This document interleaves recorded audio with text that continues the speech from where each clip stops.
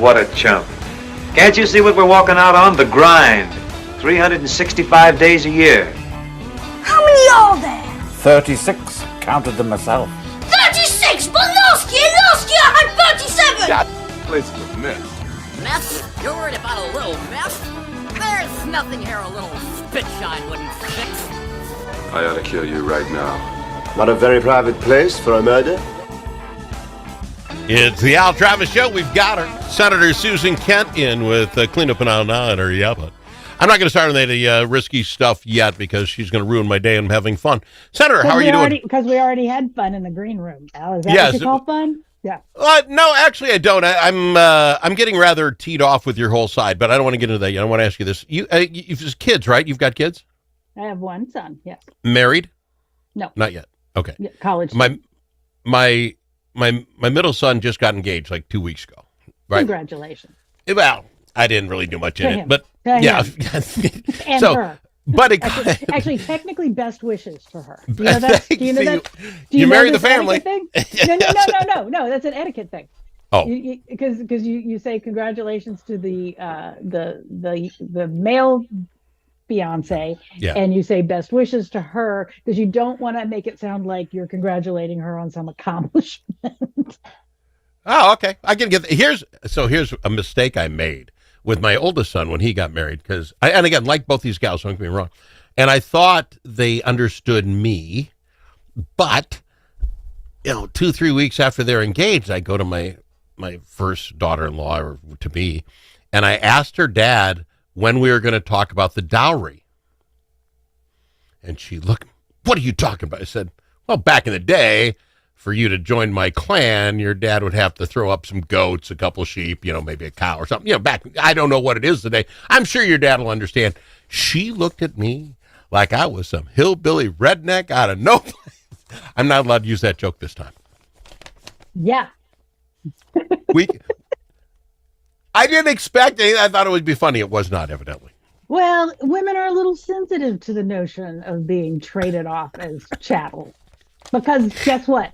For thousands of years, we have been. So No, we got to get over it, though, okay? No, we haven't for we some don't. time. We Especially, do. oh, come on.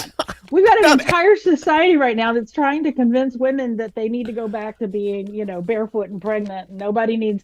What did I say? No, that is just recently? a good profession if they do it. I think that's a noble thing It's to a do. choice. Yeah, Choice go is- ahead. Right, but there's a fine line sometimes between choice and coercion. So Understand. All right. So anyway, I didn't get a dowry. Plus, you got all this look like I'm, crazy. Not my. you know point what today. you got? You got a wonderful new member of your family. I did. God love her. I absolutely do love her. And the new gal coming in the same way. I'm just going to have to mind my P's and Q's. This is what I want to talk to you about. Please do. Out of your wedding, and I'm not asking a number, but everyone I've spoken to so far will say today they spent too much on that wedding. My wife and I did. I look back. Other than the rings, I don't know if anything we spent money on kept us together. You're shaking your head as radio. I'm not lying here, right? Once you've done it, you can look back and say, kind of over the top, right? I may be weird here, but I'm really proud of the way that my husband and our family did our wedding. It was not a huge wedding. It was a very nice wedding. I don't mean like super fancy. Yeah. Not like a sit down dinner. I mean, this was back in the dark ages of the 80s. So like my husband and I, and this is so classic of us, and one of the many reasons I adore him. We put money aside during our engagement every month into a separate account, a little savings account that was the wedding account, and we had a budget. And my dad, said he would contribute a certain amount to the reception, and Chris's parents did the little rehearsal dinner. It was, like I said, it was not a big thing.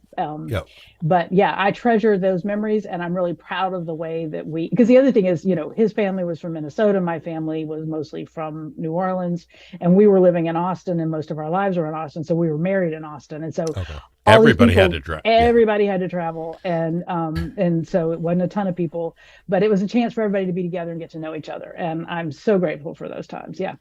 Fair enough. But now you do understand. I mean, with one coming up through college and that expectation, weddings are ridiculous anymore, what they do. My best friend is getting ready to have her second daughter's wedding. next Oh, my year. God. That's why the national It's a debt thing. goes up. We're all taking money out for that.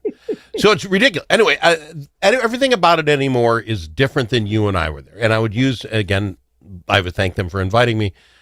We had an engagement party.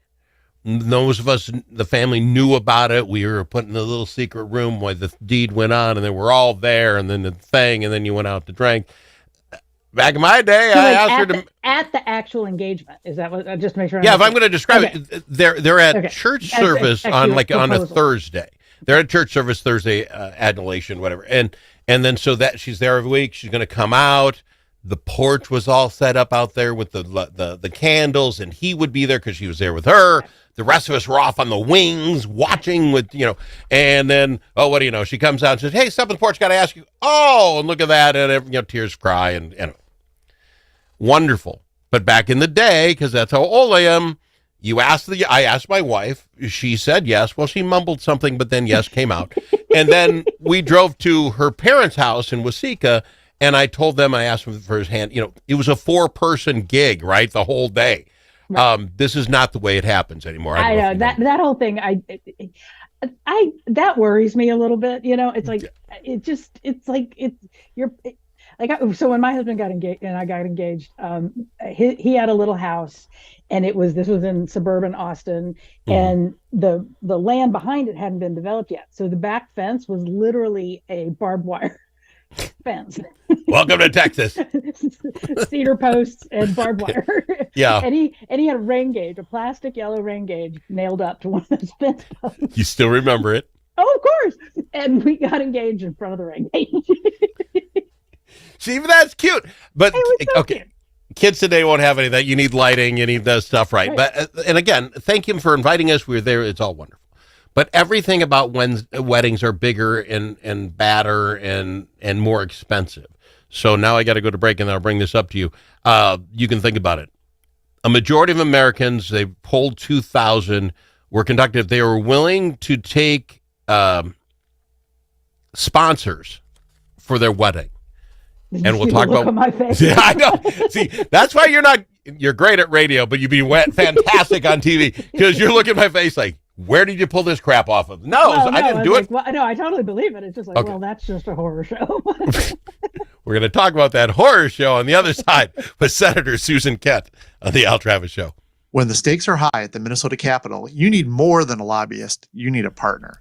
At Momentum, So much more fun than politics. You wait till I read you the list. We're not done. Okay. benefits to national corporations, we help organizations navigate Minnesota's political landscape with integrity, insight, and results. Whether you need legislative champions or headlines, Momentum Advocacy delivers. For more, visit momentum-advocacy.com. Momentum Advocacy, your friends at the Capitol. Braver Angels Minnesota is part of a national movement that brings together conservatives, liberals, independents, and others to restore trust, respect, and goodwill in politics. We seek not to eliminate our differences, but rather deal with them head on, with respect and understanding. We do not try to change people's views, but how they view the other side. There will always be differences. Braver Angels Minnesota believes the best way forward is to change how we deal with those differences. Join the civil conversation at mn.braverangels.org.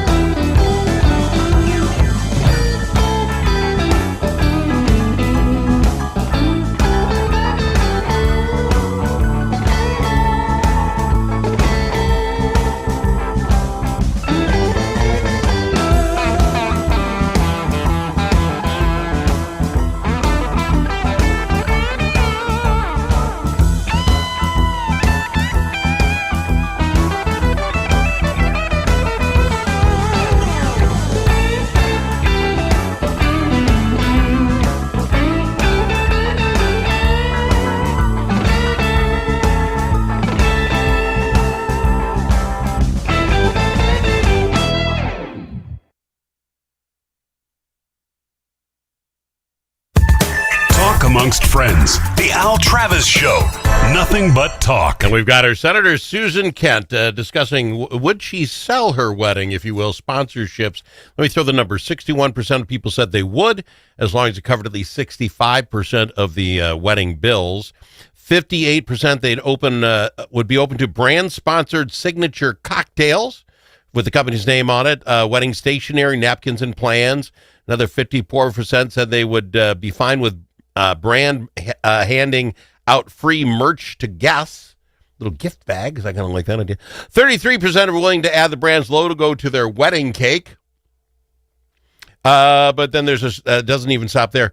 33% they're willing to invite their favorite brand's mascot as a guest. You're rolling. You got to turn your microphone on because then I can at least hear you gasp. Some are willing to brand in from the trade some of the more important parts. 18% said they would have no problem mentioning the brand in their vows, and another 17% on their wedding dress. It's a lot of money, and at some point, I mean, I don't know where yours is. I know where my wife's is. My wife's wedding dress went into this really fancy box that we had to buy for the wedding dress. I have the box. And it's sitting in a closet and has been for 30 years. Mine's under the guest bed. Yeah. Okay. Almost 40 years now. So, yeah. Okay, so if that happened to have Uniroyal across the back and was paid for, does anybody really care? I don't know that I can't find some of this I would like. Your thoughts on any of it, could you go for it? So again, I go back to, and the thing that popped in my head when you were going through this was, it's like, can we remember the reason for the season? It's like, I mean, our wedding was in our church. I'm sorry, And the basement maybe, and the ladies made some dinner. I mean, that used to be what we did. Yeah, that's not what we didn't have a basement. This was Austin. Okay. But and it was a historic little chapel.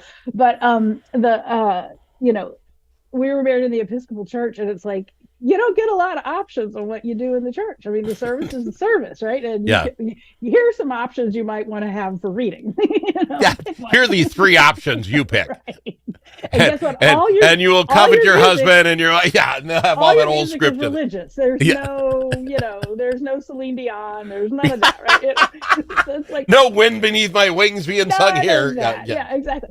And so it's like the very but guess what? That religious sacrament, which is literally what it was, matters to me. And so that's part of where my hair starts curling thinking about it. But again, like I told you, the nature of where our families were coming from. The whole idea was for people to meet. My mother had a really dear friend who hosted a little wedding brunch for us the day of the wedding, because we had a nighttime wedding. And it was the whole, I was very strategic. I was like, I want people to have time and opportunity to get to know each other. So we didn't have a sit down dinner where you sit with the same people all night long.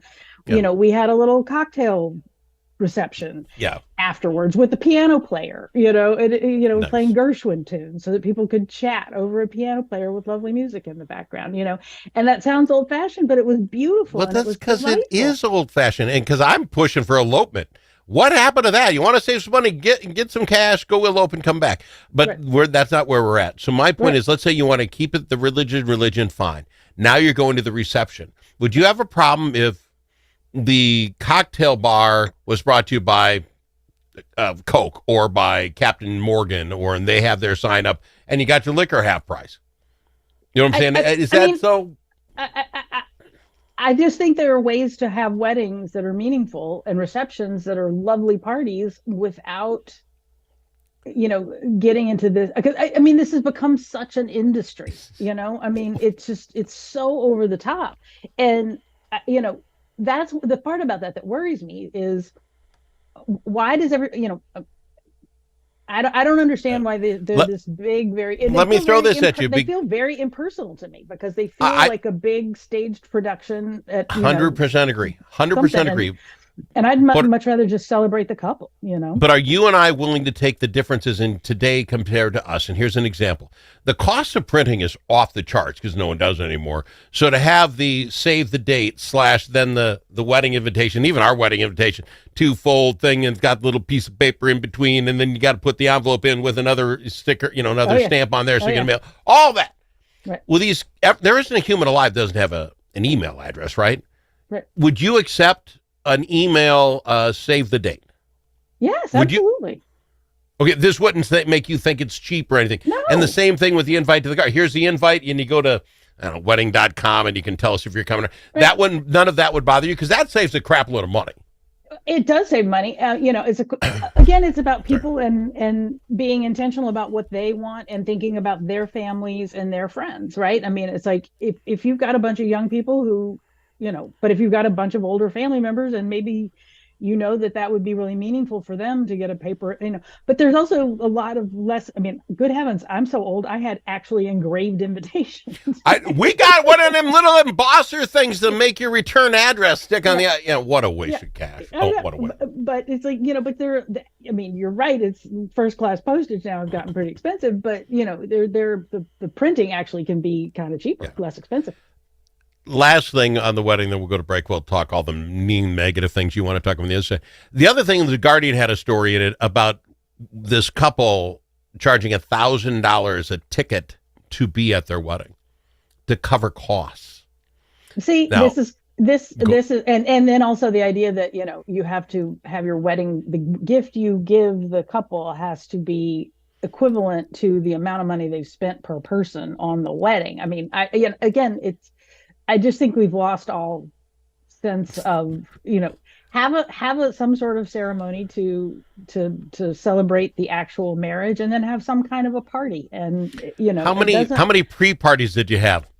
There's the couples, the engagement thing we went to. There's going to obviously be the couples shower, which did not exist in my time. I only went to a bachelor party. There's a couple shower, so they got that.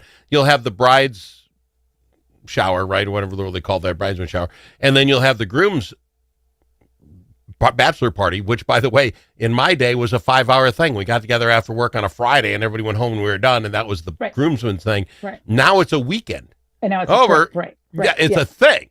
Yeah. So that you put on before we go to the wedding and bring a gift to that. It is expensive to be in a wedding, even if it's not yours. Again, I'm all for a rebellion against some of this. You know, it's like we're the same. Let's define what we want that works for us and our friends and our families. You know, I mean, let's not give in to seriously, because I remember, you know, when I was picking out bridesmaids dresses, and I was a bridesmaid several times, and the cost of the dress, but I mean, the cost of the dress was like $130, you know, and it still felt like a lot, you know. Yeah. But to have trips thrown on top of that, plus, you know, and of course there's some shower gifts and wedding gifts. And will you be honest? Any and all wedding dresses you've ever purchased for friends and you're in their wedding, ever seriously use them again for any other reason? They say, "Oh, this will be a perfect dress you can use." Never gets done. I actually did. There was one that I did. It was a skirt and a top, and I was able to rewear the skirt to a formal event. And then my bridesmaid's dress, people actually did wear again. So, as far as they tell you, I saw pictures. I saw pictures. Yeah. Fair enough, because I think that's the only thing guys really luck out on is you can just rent this tux. You're not going to use that thing again. Rent a tux, get in and get out. Okay, we got to go. We're out of time. We'll talk real politics stuff so you can get mad at me later, right after this break. Fair enough? She's Senator Susan Kent.